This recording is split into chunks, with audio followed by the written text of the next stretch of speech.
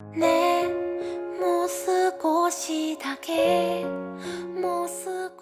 everybody to the top 10 best Netflix anime ever! My name is Misty / Chronexia, and I'll be your host for this fucking headache of a video. Wow, oh boy, strap yourself in! Netflix, if you've been living under a rock for the last decade, is a streaming platform where they have anime. Simple enough.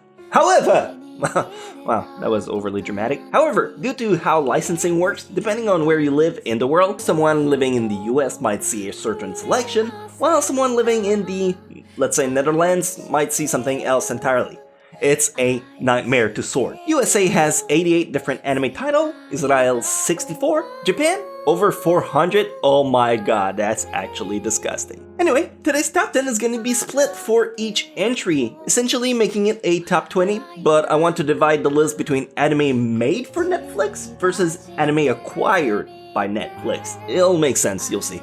But I won't talk about the territorial exclusives. Otherwise, what's the point praising Soul Eater if no one else outside of the US can see it? Oh, what's that? Licensing limitation annoys you? Oh well, you're gonna love today's sponsor, cause this video is sponsored by ExpressVPN. ExpressVPN is an encryption system that hides all of your internet data for maximum security. Mask your IP so no one can identify you ever. I personally travel to a lot of conventions around the world, and I can rest easy knowing that when I'm in Ireland in 2 weeks from now, I could easily stream all of my Canadian exclusive. What's that? Oh, my lawyer tells me I should say that I won't do that because I'm a good boy who respects territorial licensing.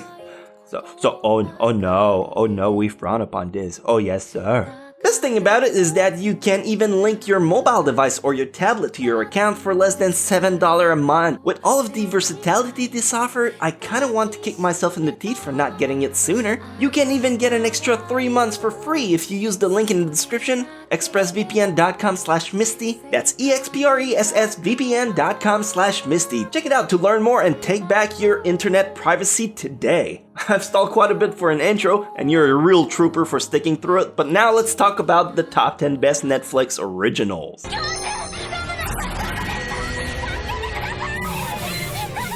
Our first pit stop in the top 10 Netflix original is going to be with ID Zero, also called Ido.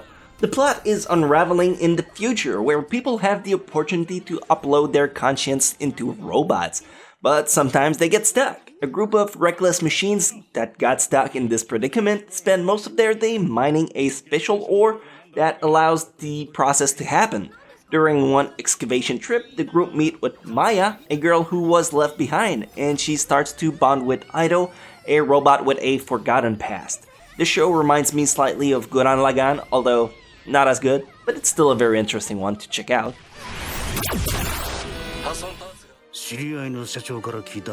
On the number 10 for the Netflix license exclusive, I would put Backstreet Girls Goku Dolls.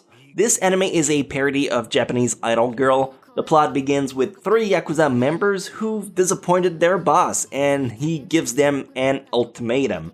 Either commit Sudoku and die, yeah I said Sudoku, or get a sex change to become idol girls. Caught between a rock and a hard place, they take the sex change over death. But that leads to some pretty hilarious scenarios of grown mafia men acting like teenage girls. I recommend this one only if you like mindless entertainment. It's fun, but that's about all it can offer.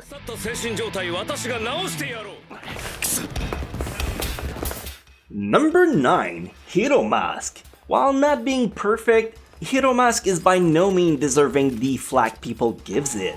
The anime is a noir-type police mystery sci-fi that pulls a lot from the Western influence, and this is the main reason why I think a lot of people despise it. But if you have an appeal for great chases or subtle Western references, like the main character being called James Blood instead of James Bond, stuff like that. The ending is a bit shaky, but nothing a decent sequel couldn't fix if they ever make one.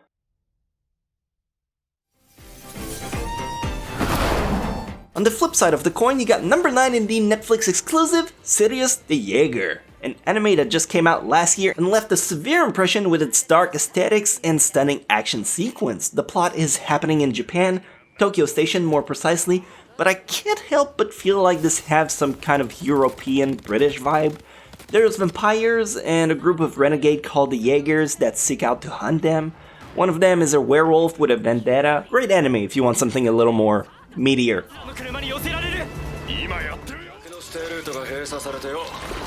Number 8. Aiko Incarnation. Here's another bizarre sci-fi anime. Not sure why, but they seem to be quite popular with the Netflix higher-up when it comes to pitching ideas.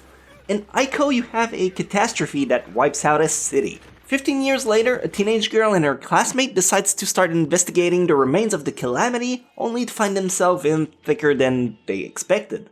There's a lot of polarized opinion about this anime, so I can see a lot of people dropping the title after a few episodes, but if you stick through it, you'll end up with a show with a surprising amount of death and a decent main character with a head on her shoulder. A really fun thriller if you ask me.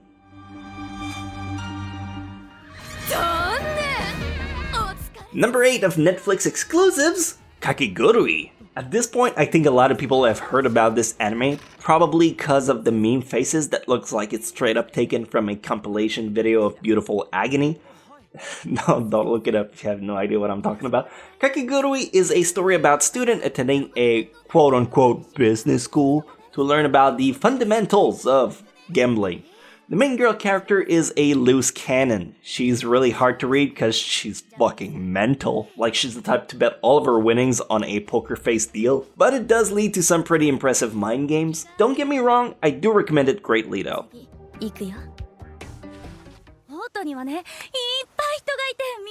Number 7, Lost Song. Straight up, I love the visuals for this anime. It's brilliant, it's shimmering, it's vivid, the character design is dope, and there's more waifu per square foot than a convention of cosplay deviants. Wow, another obscure sexual reference. Nicely done, myself. Back to Lost Song. The anime is a drama fantasy split between two main girl characters, Rin, an upbeat village girl, and Finis, a songstress from the royal palace. Both of their song rather, has magical property that can bend the wind, the water, and heal wounds. The two girls don't know each other, but fate has it that their paths are meant to cross. This one is just criminally underrated. Reminds me of Macross, but with Fire Emblem's aesthetics. Kind of. I mean, you'll see it.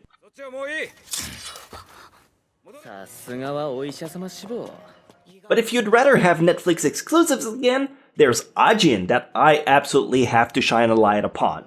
Ajin is another dark mystery with supernatural elements. Several years ago, Ajin, which are immortal humans, have started to manifest themselves in the world. Because they can't be killed, they're deemed to be a threat to humanity and they're hunted down to be captured and sealed off. The main character, a high schooler, who wants to become a doctor, has a near-death experience that should have killed him, but reveals that he's actually an agent himself, which puts him on the run. Really good show with a solid season 2.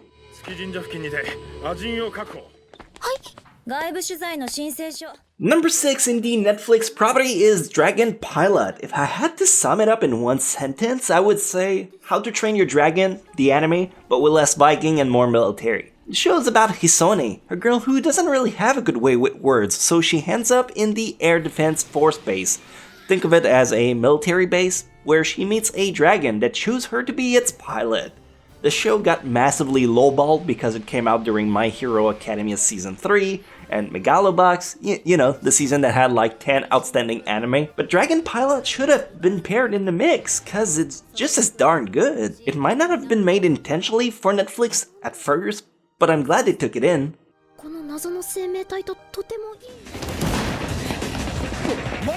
Number 6 on the exclusive side is Knights of Sidonia. Another one that I feel get a worse rep than it deserves. The anime came out in 2014 and it's been on Netflix for as long as I can remember. The story is about a dude who wakes up in the confined depth of a spaceship, and upon reaching the community on the surface, he's entangled in a battle against alien enemies. Put in a giant mechs to fight them off, the show is not short of casualties and gruesome awakenings. If you have a knack for sci-fi, action, and robots, and this is a show I'd gladly recommend, the animation is a bit lackluster by moments. Think of Ruby's first season, but they really nailed it when it mattered most.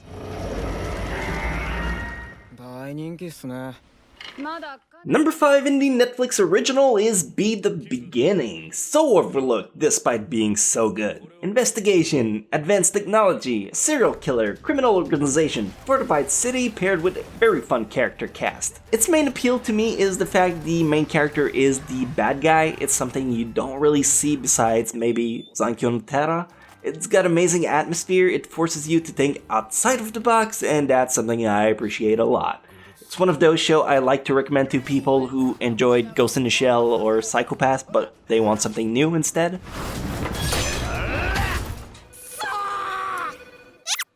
High Score Girl on the Netflix exclusive side gets the number 5 spot. This is an anime that can look pretty jarring on the first glance. The anime is in CG, which deterred a lot of people to even give it a chance, but man are they missing out.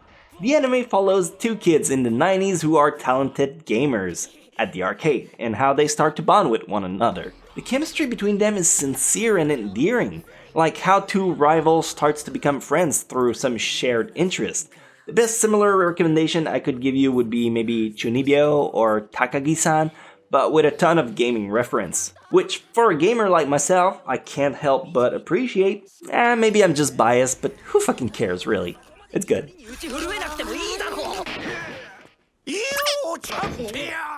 Number 4 in the Netflix original is Baki. Baki is so good. I get it, it's a sports anime and that kind of gross out some people, but if you can put your metaphorical vagina aside for a second and give it a chance, you'll be glad you've trusted me for once.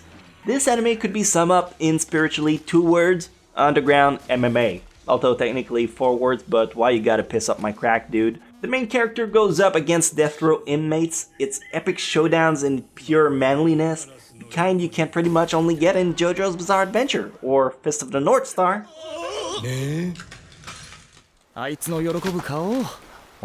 Number 4 for the exclusive side is Magi, Adventure of Sinbad. I see a lot of people not really wanting to give the time of day to this show because A, they didn't like Magi, or B, they haven't seen Magi and they think they have to watch it first. Well, you don't, and you even shouldn't. I say jump right in with Sinbad and you're gonna have a blast. My best friend doesn't particularly like anime, but he watched Sinbad and it's one of his favorite shows. So if my words mean nothing to you, maybe his will. What? What do you mean, what's the story? It's Sinbad, you fucking uncultured shoot. Pick up a book. God damn.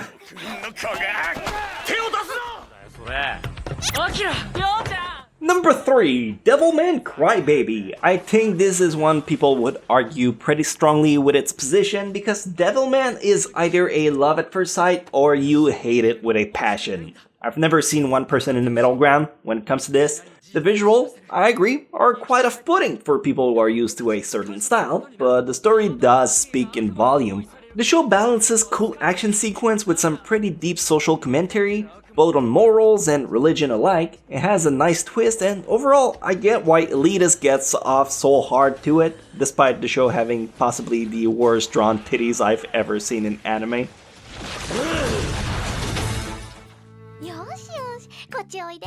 Back to the Netflix exclusive side, I give number 3 to Little Witch Academia. You just can't dislike this anime. One of Studio Trigger's finest work in my book about a girl wanting to join a witch academy and wanting to become the best one around. It's got bits of wholesome, bits of comedy with a very charming cast. Think Harry Potter but less dark, more like Sabrina the Teenage Witch. Yeah, that's a good comparison, except, you know, forcibly Asian.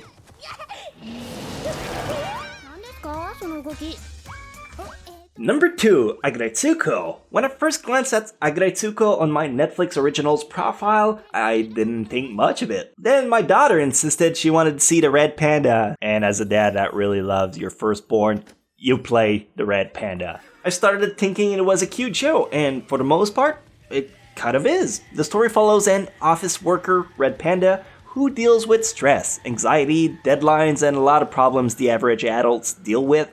Yet she takes out her frustration doing death metal karaoke. I guess it's a way like another to take off steam. The anime goes from 0 to 100 pretty quickly, and in this slice of life comedy combo, it works astonishingly well.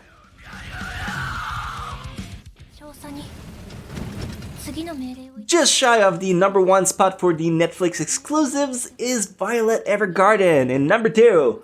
Violet Evergarden is so beautiful. Visually speaking, it should win the Japanese Oscar, or whichever equivalent they would have for anime. The only reason it's not number one is because some people, myself included, find it so incredibly slow paced.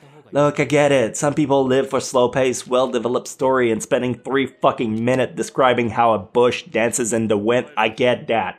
But I watch literally thousands of anime. Thousands! So at that point, I have the attention span of a squirrel doing shots of cocaine. Yeah, shots in the shot glass. I lost interest quickly, but it does look pretty. I'll give it that.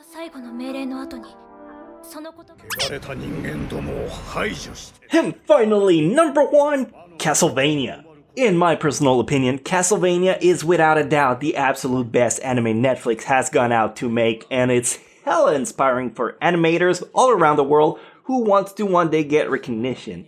I know a handful of people on first name basis that has worked on Castlevania, and the result is nothing less than stunning. Based on the Nintendo franchise, Castlevania follows a family lineage named the Belmonts, who has several encounters with Dracula throughout their generation. Now, Trevor Belmont finds himself in a puzzling town, and he has to team up with Alucard, Dracula's son, and a witch to take on Big Daddy. It's an absolute must-see. Sincerely, it's so good.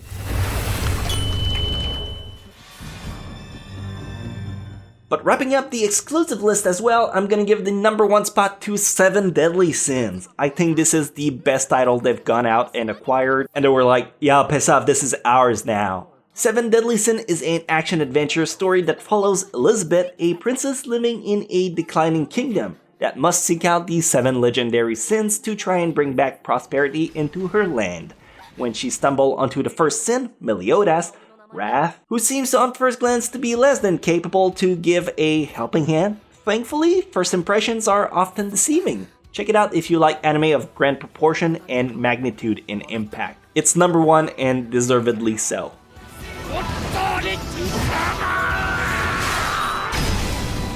Wow, aren't you a pretty lucky lady today? You essentially got a top 20 list. Do you know how hard it is for me to do one of those? Nah, it's fine, I know you don't care. Anyway, I thought it would have been better, or at least more fun to split them between originals meant to be created for Netflix versus exclusive, which are just licensed they acquired. Of course, there's a lot more titles that are just cross-owned, like on Crunchyroll and Netflix, or Netflix and Hulu, so I left those out because, again, it depends where you live in the world. But if you don't want to deal with the shenanigan bullshit, don't forget to check out expressvpn.com/Misty. It's a very cheap deal to score high security for your computer and mobile. I genuinely regret not getting myself one sooner, is what I'm saying, so I thought I'd share it out with you guys as well. Now, onwards, you've got plenty of anime to watch, and if you dream of one day reaching my hermit godlike level of anime knowledge, it's honestly not something I should be bragging about. Okay, bye now. What's that? Oh shit, don't forget to like and subscribe.